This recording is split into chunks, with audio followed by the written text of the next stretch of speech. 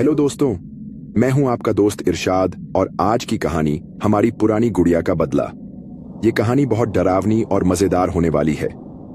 कहानी शुरू करूं उससे पहले चैनल को सब्सक्राइब करके आप अपना नाम और कहां से हमारी कहानी सुन रहे हैं कमेंट कर दीजिए ताकि मैं आपका नाम अगली वीडियो में ले सकूं। अब बिना किसी देरी के इस कहानी को मैं शुरू करता हूं। मेरा नाम रिद्धि है। मैं अपने गांव के उस पुराने घर में वापस आई हूं जिसे दादी ने सालों पहले छोड़ दिया था। बचपन की बहुत सारी यादें इस घर से जुड़ी हैं। अब जब मैं यहां हूं तो हर कोने में अजीब सी शांति है, मानो ये घर मुझसे कुछ कहना चाहता हो। दादी का घर वैसा ही था जैसे उन्होंने छोड़ा था। पुरानी लकड़ी की दीवारें, फर्श पर चिड़चिड़ाने की आवाज और हर कोने में फैली धूल। सफाई करने में पूरा दिन निकल गया, लेकिन घर अभी भी वीरान और अजनबी लग रहा था। शाम के वक्त मैं एक पुराने कमरे की सफाई कर रही थी। ये वही कमरा था जहां दादी अक्सर अपना समय बिताती थीं। अलमारी के दरवाजे पर हाथ लगाया तो उसकी चरमराहट ने मुझे एक पल के लिए रोक दिया। अंदर एक पुरानी संदूक रखी थी। वो संदूक मुझे बचपन से याद थी, लेकिन मैंने कभी इसे खोला नहीं था। उस दिन न जाने क्यों मैंने उसे खोलने का मन बना लिया। संदूक के अंदर कपड़े, किताबें और एक पुरानी गुड़िया थी। जैसे ही मेरी नजर उस गुड़िया पर पड़ी, मेरा दिल जोर जोर से धड़कने लगा। वो गुड़िया कुछ खास थी। उसका चेहरा मुस्कुराता हुआ था, लेकिन उसकी आंखें, उनकी चमक अजीब थी। ऐसा लग रहा था जैसे वो मुझे देख रही हो। मैंने गुड़िया को अपने हाथों में उठाया। उसके बाल रेशमी और घुंघराले थे, लेकिन इतने पुराने कि टूटने लगे। उसके कपड़े फटे हुए थे, लेकिन फिर भी उनमें कुछ खास था। मैंने बचपन में इसे कभी नहीं देखा था, पर फिर भी ये अजीब तरह से जानी पहचानी लग रही थी। जैसे ही मैंने गुड़िया को करीब से देखा, मुझे याद आया कि दादी इसे हमेशा संदूक में बंद रखती थीं। मैंने उनसे एक बार पूछा भी था, दादी, ये गुड़िया इतनी खास क्यों है? दादी ने बस इतना कहा था, ये गुड़िया सिर्फ खेलने के लिए नहीं है, इसे छेड़ना मत। उस वक्त मैं बच्ची थी तो ज्यादा सवाल नहीं किए, लेकिन अब मुझे समझ नहीं आ रहा था कि दादी ने ऐसा क्यों कहा था। मैंने गुड़िया को वापस संदूक में रखने की सोची, लेकिन फिर न जाने क्यों मैंने उसे अपने कमरे में ले जाने का फैसला कर लिया। रात हो चुकी थी। मैंने गुड़िया को अपने बिस्तर के पास एक कुर्सी पर रख दिया और सोने की कोशिश की, लेकिन नींद नहीं आ रही थी। ऐसा लग रहा था जैसे कोई मुझे देख रहा हो। मेरी नजर बार बार उस गुड़िया की तरफ जा रही थी। उसकी आंखें, जो दिन में मुझे साधारण लगी थीं, अब डरावनी लग रही थीं। फिर अचानक कमरे में हल्की सरसराहट हुई। मैंने इसे हवा का झोंका समझकर अनदेखा कर दिया, लेकिन कुछ ही देर बाद मुझे लगा जैसे कोई मेरे बिस्तर के पास खड़ा हो। मैंने धीरे से करवट ली और देखा, गुड़िया कुर्सी पर नहीं थी। मेरा दिल जैसे धड़कना भूल गया। मैंने घबराते हुए पूरे कमरे में नजर दौड़ाई, लेकिन वो कहीं नहीं दिख रही थी। तभी एक हल्की सी हंसी की आवाज सुनाई दी। मेरे रोंगटे खड़े हो गए।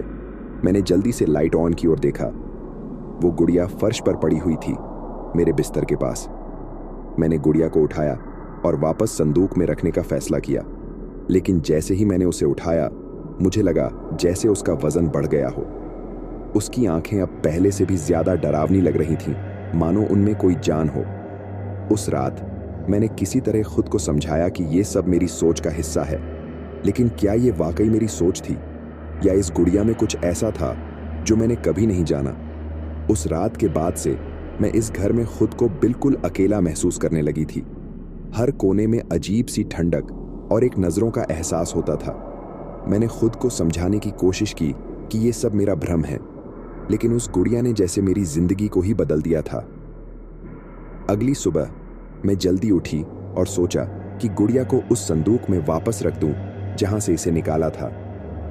मैंने उसे उठाया और फिर से अलमारी के पास गई, लेकिन जैसे ही मैंने संदूक का ढक्कन खोला, मेरी आंखों के सामने अजीब दृश्य आया। संदूक के अंदर सिर्फ अंधेरा था, एक ऐसा अंधेरा जो किसी गहराई में ले जा रहा था। मैंने झट से ढक्कन बंद कर दिया। क्या मैं पागल हो रही हूं? मैंने खुद से पूछा, लेकिन फिर मैंने महसूस किया कि मेरे हाथ अब कांप रहे थे।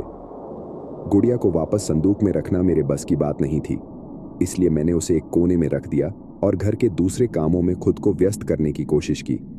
लेकिन जैसे जैसे दिन बीतता गया, अजीब घटनाएं होने लगीं।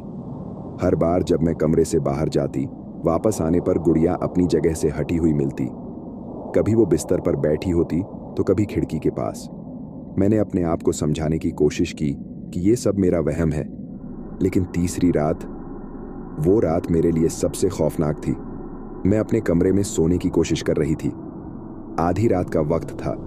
घर में हर तरफ सन्नाटा था। अचानक मुझे लगा जैसे किसी ने मेरा नाम पुकारा। रिद्धि। आवाज इतनी धीमी थी कि लगा जैसे हवा में फुसफुसाहट हो। लेकिन यह सिर्फ फुसफुसाहट नहीं थी। यह आवाज मेरे ठीक कान के पास से आई थी। मैंने घबराकर चारों तरफ देखा। कमरे में कोई नहीं था। लेकिन जैसे ही मेरी नजर गुड़िया पर पड़ी, मेरे दिल की धड़कन रुक गई। वो गुड़िया अब कुर्सी पर नहीं थी। वो फर्श पर मेरे बिस्तर के ठीक पास बैठी थी और उसकी आंखें सीधे मेरी तरफ देख रही थीं। मैंने खुद को शांत करने की कोशिश की।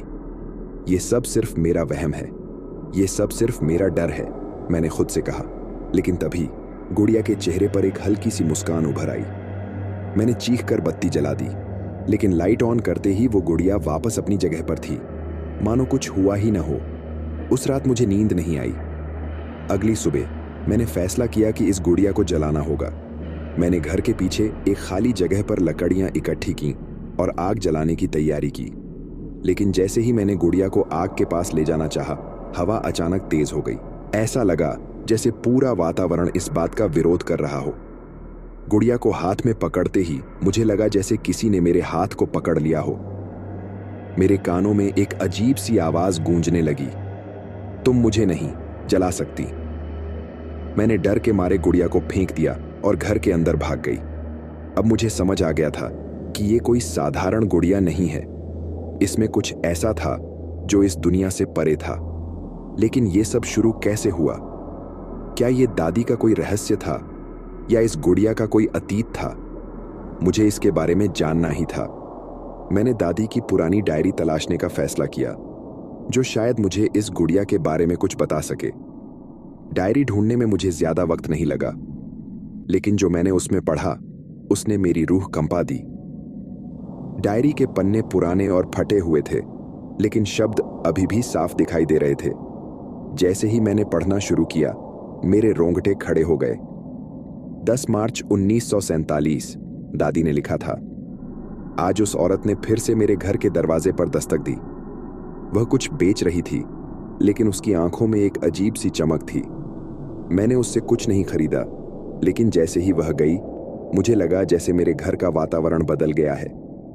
उस रात मैंने पहली बार उसे देखा, वह गुड़िया। डायरी में आगे लिखा था कि दादी ने उस गुड़िया को अपने दरवाजे के पास पाया था। पहले तो उन्होंने इसे साधारण समझकर घर के अंदर रख लिया, लेकिन जल्द ही अजीब घटनाएं होने लगीं। चीजें अपने आप गिरने लगती थीं, अजीब आवाजें आती थीं, और सबसे डरावनी बात, दादी को सपने में एक औरत दिखाई देती थी जो उन्हें बार बार चेतावनी देती थी कि गुड़िया को घर से दूर फेंक दो। मैंने गुड़िया को जलाने की कोशिश की, दादी ने लिखा, लेकिन वह आग में नहीं जली। मैंने इसे संदूक में बंद कर दिया और ताले लगा दिए। पर हर रात वह मुझे सपने में दिखती है। वह कहती है कि अगर मैंने इसे छुआ तो अंजाम बुरा होगा। यह पढ़कर मेरे हाथ कांपने लगे। दादी ने आखिरी पन्ने पर लिखा था, अगर कभी कोई इसे दोबारा बाहर लाएगा तो उसकी आत्मा इसे अपने कब्जे में कर लेगी। मेरे दिमाग में अजीब सी हलचल मच गई। क्या मैंने अनजाने में कोई बहुत बड़ी गलती कर दी थी? लेकिन अब सवाल यह था कि इस गुड़िया का अतीत क्या था और वह औरत कौन थी? उस रात मैंने सोने की कोशिश की, लेकिन मेरी आंखों के सामने दादी की लिखी बातों के साथ साथ गुड़िया की अजीब मुस्कान घूमती रही। आधी रात को मेरी नींद अचानक खुल गई। मेरे कमरे में अजीब सी ठंडक थी। मैंने चारों तरफ नजर दौड़ाई, लेकिन कुछ भी असामान्य नहीं दिखा। तभी मेरी नजर खिड़की पर पड़ी। खिड़की के शीशे पर किसी के हाथों के निशान थे, जैसे किसी ने अंदर झांकने की कोशिश की हो। मेरा गला सूख गया। मैंने धीरे धीरे खिड़की के पास जाकर बाहर देखा। बाहर अंधेरा था, लेकिन दूर पेड़ों के बीच मुझे एक परछाई दिखाई दी। वह स्थिर खड़ी थी, बिल्कुल स्थिर। मेरे शरीर में जैसे जान ही नहीं बची। परछाई धीरे धीरे मेरी तरफ बढ़ने लगी। मैंने झट से खिड़की बंद कर दी और दौड़कर बिस्तर पर वापस चली गई। लेकिन तब मैंने देखा, वो गुड़िया अब मेरे बिस्तर के ठीक बीचों बीच बैठी थी। उसकी आंखें मुझे घूर रही थीं और उसके चेहरे पर एक बड़ी मुस्कान थी। तुमने मुझे वापस लाया है, एक धीमी डरावनी आवाज मेरे कानों में गूंजी। ये आवाज कमरे में नहीं, मेरे दिमाग के अंदर थी। अब मुझे समझ आ गया था कि मैं सिर्फ डरावने अनुभवों का सामना नहीं कर रही थी। ये गुड़िया मुझे खत्म करने की कोशिश कर रही थी। मुझे इसका समाधान खोजना ही था। मैंने फैसला किया कि अगली सुबह मैं गांव के सबसे पुराने पुजारी से मिलने जाऊंगी। शायद वो इस गुड़िया के पीछे की सच्चाई और इसे खत्म करने का तरीका जानते हों। लेकिन क्या मैं सुबह तक सुरक्षित रह पाऊंगी? यही सवाल मुझे डराए जा रहा था। मैंने पूरी रात जागते हुए बिताई। हर गुजरते पल के साथ कमरे का माहौल और भी अजीब होता जा रहा था। घड़ी की सुइयां जैसे तैसे सुबह के 4 बजे तक पहुंची। मैंने खुद को किसी तरह संभाला और सोचा कि अब इस गुड़िया से छुटकारा पाने के लिए कुछ करना ही होगा। मैंने गुड़िया को एक मोटे कपड़े में लपेटा और उसे एक थैले में डाल दिया। जब मैं उसे उठाकर कमरे से बाहर ले जाने लगी तो अचानक ऐसा लगा जैसे थैले का वजन बढ़ने लगा हो। मेरे हाथ लड़खड़ाने लगे, पर मैं हिम्मत नहीं हारी। गांव के पुजारी का घर से लगभग 2 किलोमीटर दूर था। मैं धीरे धीरे वहां तक चलने लगी। गांव अब भी अंधेरे में डूबा था, लेकिन सुबह की हल्की रोशनी दिखाई देने लगी थी। रास्ते में मुझे बार बार ऐसा महसूस हो रहा था जैसे कोई मेरे पीछे चल रहा हो। मैं हर बार पलटकर देखती, लेकिन वहां कोई नहीं होता। आखिरकार मैं पुजारी के घर पहुंच गई। मैंने दरवाजे पर जोर से दस्तक दी। कुछ ही देर में दरवाजा खुला और सामने एक बूढ़े आदमी को देखकर मुझे थोड़ी राहत मिली। उन्होंने मेरी तरफ देखा और बोले, इतनी सुबह, क्या बात है बेटी? मैंने बिना समय गंवाए पूरी बात उन्हें बताई। जैसे ही मैंने गुड़िया को थैले से निकाला, पुजारी का चेहरा गंभीर हो गया। उन्होंने उसे देखते ही कहा, यह कोई साधारण चीज नहीं है, ये एक श्रापित वस्तु है। इसे बनाने वाली आत्मा इसमें कैद है और जो भी इसे छेड़ेगा उसकी जिंदगी तबाह कर देगी। मैंने कांपते हुए पूछा, तो अब मैं क्या करूं बाबा? उन्होंने मुझे बैठने को कहा और अंदर से एक मोटी किताब निकालकर पन्ने पलटने लगे। इस आत्मा को मुक्त करने का एक तरीका है, लेकिन यह बहुत खतरनाक है, उन्होंने कहा। तुम्हें वही करना होगा जो मैं कहूं। पुजारी ने बताया कि गुड़िया को नष्ट करने का एकमात्र तरीका है आत्मा को उसकी कहानी पूरी करने देना। तुम्हें उस आत्मा को पुकारना होगा और उसकी अधूरी कहानी जाननी होगी, लेकिन याद रखना, जब तक उसकी बात खत्म न हो उसे बीच में मत रोकना, वरना वो तुम्हें कभी नहीं छोड़ेगी। मैं डर तो रही थी, लेकिन अब और कोई रास्ता नहीं था। पुजारी ने मुझे कुछ जड़ी बूटियां दी और कहा कि रात को गुड़िया के साथ उसी कमरे में बैठकर इस अनुष्ठान को पूरा करना होगा। उस रात मैंने जैसा पुजारी ने कहा था वैसा ही किया। मैं गुड़िया के साथ उस कमरे में बैठी और जड़ी बूटियां जलाकर मंत्र पढ़ने लगी। धीरे धीरे कमरे का तापमान गिरने लगा। हवा भारी हो गई और मुझे ऐसा लगा जैसे मेरे चारों तरफ कोई चल रहा हो। तभी गुड़िया की आंखें चमकने लगीं। एक धीमी मगर तीखी आवाज कमरे में गूंजी, तुमने मुझे क्यों पुकारा? मैंने हिम्मत जुटाकर कहा, मैं तुम्हारी कहानी जानना चाहती हूं। तुम कौन हो और ये सब क्यों कर रही हो? गुड़िया की आंखों से एक अजीब सी रोशनी निकली और मेरे सामने एक धुंधली आकृति बनने लगी। वह एक औरत की थी जिसने काले कपड़े पहने हुए थे। उसकी आंखें लाल और गुस्से से भरी हुई थीं। उसने कहा, मेरा नाम मालिनी था। मुझे मेरे ही गांव वालों ने चुड़ैल कहकर मार डाला। मैंने ये गुड़िया तब बनाई थी जब मेरी बेटी को मुझसे छीना गया था। उसकी आवाज कांप रही थी। मेरी आत्मा को चैन नहीं मिला। जो भी इस गुड़िया को छुएगा उसे वही दर्द महसूस करना पड़ेगा जो मैंने सहा है। मालिनी की कहानी सुनते सुनते मुझे उसके दर्द का एहसास होने लगा। उसकी लाल आंखें अब आंसुओं से भरी हुई थीं। उसने आगे कहा, मैं अपनी बेटी से मिलने की चाह में इस गुड़िया में कैद हो गई, लेकिन कोई भी मुझे नहीं समझ सका। मैंने धीरे से कहा, अगर मैं तुम्हारी आत्मा को शांति दिला दूं तो क्या तुम मुझे छोड़ दोगी? मालिनी ने मुझे घूरते हुए कहा, शांति तभी मिलेगी जब मेरी बेटी की हड्डियों को इस गुड़िया के साथ जलाकर विसर्जित कर दिया जाएगा। लेकिन क्या तुम ये करने की हिम्मत रखती हो? मेरे रोंगटे खड़े हो गए। अब मुझे मालिनी की बेटी की कब्र ढूंढनी थी, लेकिन क्या मैं उसे ढूंढने और ये अनुष्ठान पूरा करने में सफल हो पाऊंगी? मालिनी की बात सुनकर मेरा दिल जोर जोर से धड़कने लगा। मुझे कैसे पता चलेगा कि तुम्हारी बेटी की कब्र कहां है? मैंने डरते डरते पूछा। मालिनी की आकृति धीरे धीरे मेरे पास आई। उसकी लाल आंखों में अब दर्द और क्रोध दोनों झलक रहे थे। उसने कहा, वो इस गांव के सबसे पुराने बरगद के पेड़ के पास है। वहां मेरी बेटी को जबरदस्ती दफनाया गया था। जाओ और मेरी आत्मा को शांति दिलाओ। लेकिन याद रखना, अगर तुमने गलती की तो इसका अंजाम तुम सोच भी नहीं सकती। मैं कांपते हुए उठ खड़ी हुई। मालिनी की आकृति धुएं में बदलकर गायब हो गई और गुड़िया फिर से बेजान हो गई। अगली सुबह मैं सीधे उस बरगद के पेड़ की तरफ गई। पेड़ बड़ा और डरावना था और उसके चारों तरफ घना जंगल था। ऐसा लग रहा था जैसे वहां सालों से कोई नहीं गया हो। मैंने पुजारी को भी इस बारे में बताया और उन्होंने मेरे साथ चलने का फैसला किया। हम बरगद के पास पहुंचे तो वहां जमीन पर एक अजीब सी नमी थी। पेड़ के नीचे की मिट्टी बाकी जगहों से अलग लग रही थी। पुजारी ने मुझे बताया कि यह वही जगह है जहां मालिनी की बेटी की कब्र हो सकती है। हमने वहां खुदाई शुरू कर दी। जैसे ही हम खुदाई कर रहे थे, हवा अचानक तेज हो गई। ऐसा लग रहा था जैसे आसपास कोई अदृश्य शक्ति हमें रोकने की कोशिश कर रही हो, पर हम रुके नहीं। थोड़ी देर बाद हमें वहां एक छोटा सा ताबूत मिला। ताबूत को देखते ही मेरे हाथ कांपने लगे। पुजारी ने मुझे कहा, इसे खोलो, इसमें जो भी हो उसे गुड़िया के साथ जलाना होगा। मैंने धीरे धीरे ताबूत का ढक्कन खोला। अंदर एक छोटी सी हड्डियों की संरचना थी जो शायद मालिनी की बेटी की थी। जैसे ही मैंने ताबूत को छुआ, हवा और तेज हो गई। पेड़ की शाखाएं जोर जोर से हिलने लगीं। ऐसा लगा जैसे पूरी प्रकृति इस अनुष्ठान के खिलाफ हो। पुजारी ने जल्दी से मंत्र पढ़ना शुरू किया और मुझे हड्डियों को गुड़िया के साथ जलाने के लिए कहा। हमने एक छोटा सा अलाव जलाया।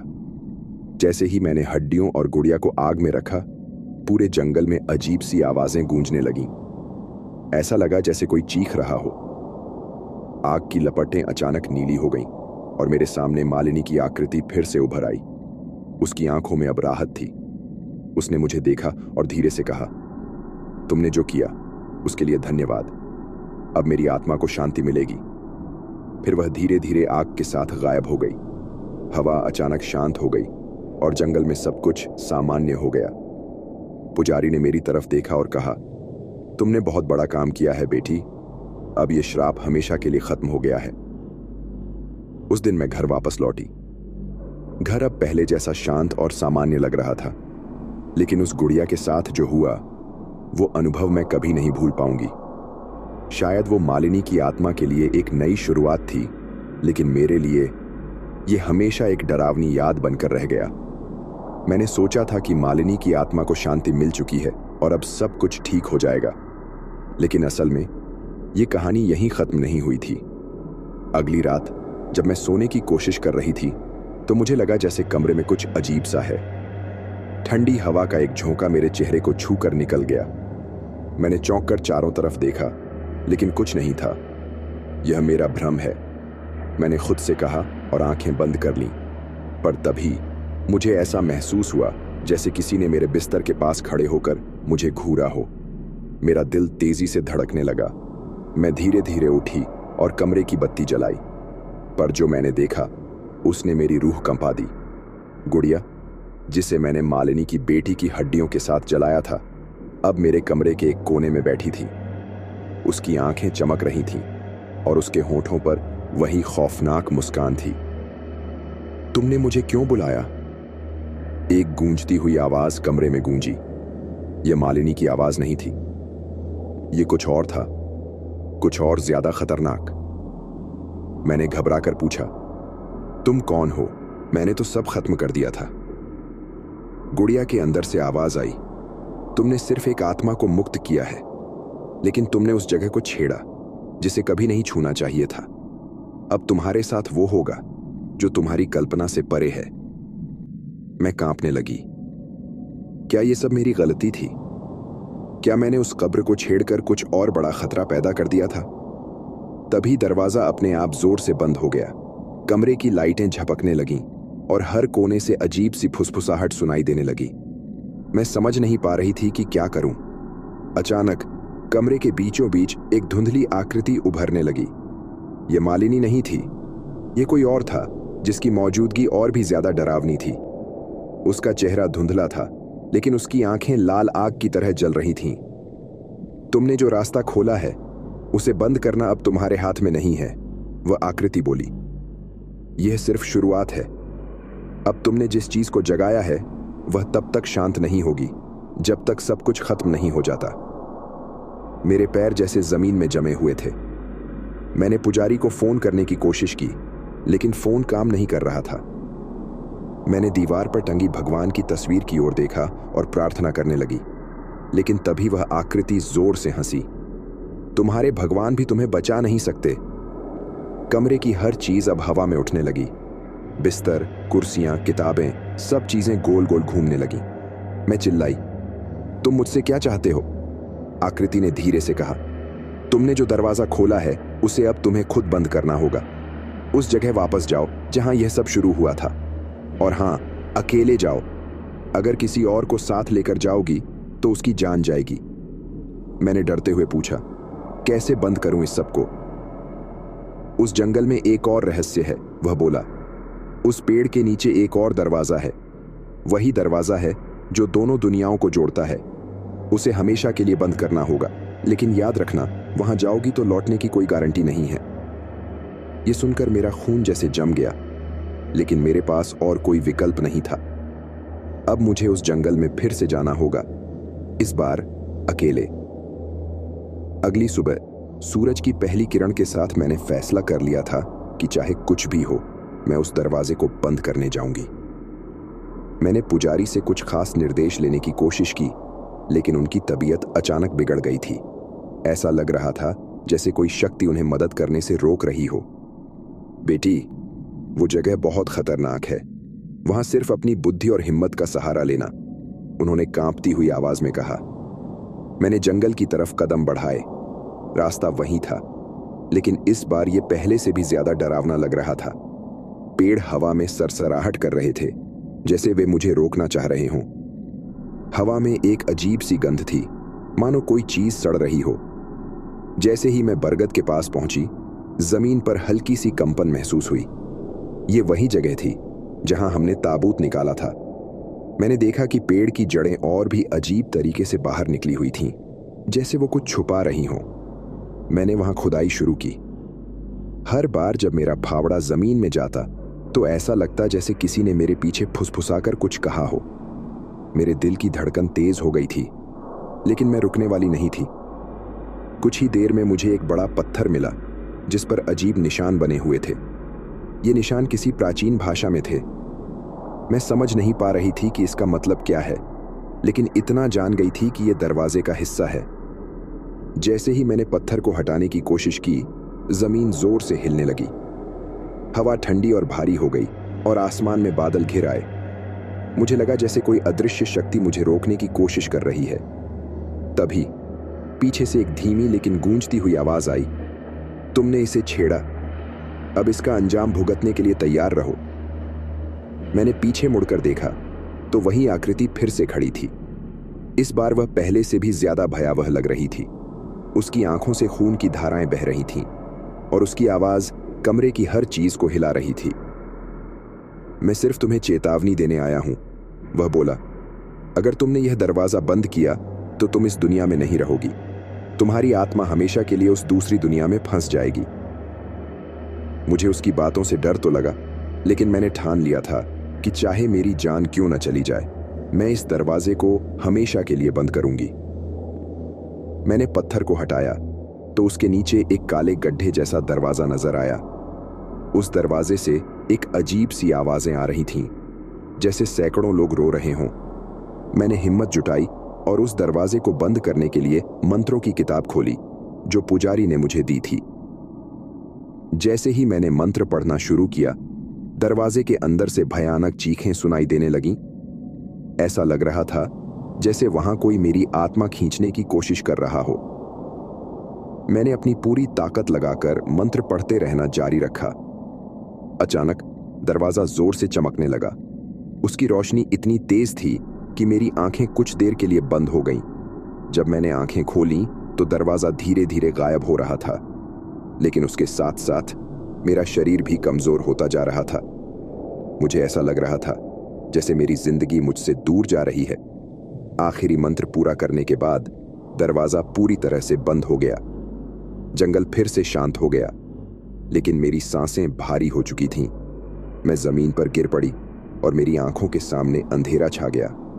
जब मैंने होश संभाला तो मैं गांव के मंदिर में थी। पुजारी मेरे पास खड़े थे। बेटी, तुमने जो किया वह बहुत बड़ा काम था। अब वह श्रापित दरवाजा हमेशा के लिए बंद हो गया है, लेकिन उसकी कीमत तुम्हारी आत्मा ने चुकाई है। क्या मतलब? मैंने कमजोर आवाज में पूछा। तुम अब इस दुनिया का हिस्सा तो हो, लेकिन पूरी तरह जीवित नहीं। तुम्हारी आत्मा आधी उस दूसरी दुनिया में फंसी हुई है। अब तुम हमेशा उन दोनों दुनियाओं के बीच रहोगी। मुझे एहसास हो गया था कि मैंने दरवाजे को बंद तो कर दिया, लेकिन अब मैं कभी सामान्य जिंदगी नहीं जी पाऊंगी। मैं अब एक ऐसी कड़ी बन चुकी थी जो इस दुनिया और दूसरी दुनिया को जोड़ती है। मैं धीरे धीरे उस बात को समझने लगी कि अब मेरी जिंदगी कभी पहले जैसी नहीं होगी। पुजारी के शब्द मेरे दिल में गूंज रहे थे। तुम अब उन दोनों दुनियाओं के बीच की कड़ी हो। मैंने खुद को आईने में देखा। मेरी आंखें अब वैसी नहीं थीं जैसी पहले थीं। उनमें एक अजीब सी गहराई और उदासी थी, जैसे किसी और की परछाई मुझ में बस गई हो। लेकिन मेरे अंदर अब डर की जगह एक अलग सा साहस और जिम्मेदारी का एहसास होने लगा। गांव लौटने के बाद लोग मुझसे दूरी बनाने लगे। शायद उन्हें मेरे आसपास एक अजीब सी ऊर्जा महसूस होती थी, लेकिन मैं जानती थी कि मैंने उनके लिए ही ये सब किया है। कुछ हफ्तों बाद गांव के लोग मुझे अपना रक्षक मानने लगे। उन्होंने मुझे एक नई पहचान दी, दोनों दुनियाओं की रखवाली करने वाली। लेकिन मेरी रातें अब भी शांत नहीं थीं। जब भी मैं सोने की कोशिश करती, मुझे उस दरवाजे के पीछे की चीखें सुनाई देती। मैं जानती थी कि वो दरवाजा हमेशा के लिए बंद हो गया है, लेकिन उसकी यादें मुझे कभी छोड़ नहीं सकती थीं। एक रात मैं गांव के पास के पहाड़ पर अकेले बैठी थी। चांदनी रात थी और हवा ठंडी चल रही थी। अचानक मुझे मालिनी की आवाज सुनाई दी। तुमने जो किया उसके लिए मैं हमेशा तुम्हारी आभारी रहूंगी, उसने कहा। उसकी आवाज अब पहले जैसी खौफनाक नहीं थी, बल्कि उसमें एक अजीब सा सुकून था। तुम्हारी कुर्बानी ने सिर्फ मेरी आत्मा को नहीं, बल्कि कई अन्य आत्माओं को भी शांति दी है। मैंने धीरे से पूछा, लेकिन मेरी आत्मा? क्या मुझे कभी शांति मिलेगी? मालिनी ने उत्तर दिया, तुम्हारा सफर अभी खत्म नहीं हुआ है, लेकिन एक दिन जब तुम्हारा काम पूरा हो जाएगा, तुम्हें भी मुक्ति मिलेगी। तब तक तुम्हें उन दोनों दुनियाओं के बीच के संतुलन को बनाए रखना होगा। उस रात के बाद मैंने अपनी नई जिंदगी को स्वीकार कर लिया। मैं अब सिर्फ एक आम इंसान नहीं थी। मैं उन आत्माओं की आवाज थी जो भटक रही थीं। मैं उन दरवाजों की रखवाली कर रही थी जो इस दुनिया और दूसरी दुनिया को जोड़ते थे। यह मेरी कहानी थी, एक साधारण लड़की से एक रक्षक बनने की। और हालांकि यह सफर डरावना था, यह मुझे मेरी सच्ची ताकत का एहसास कराने वाला भी था।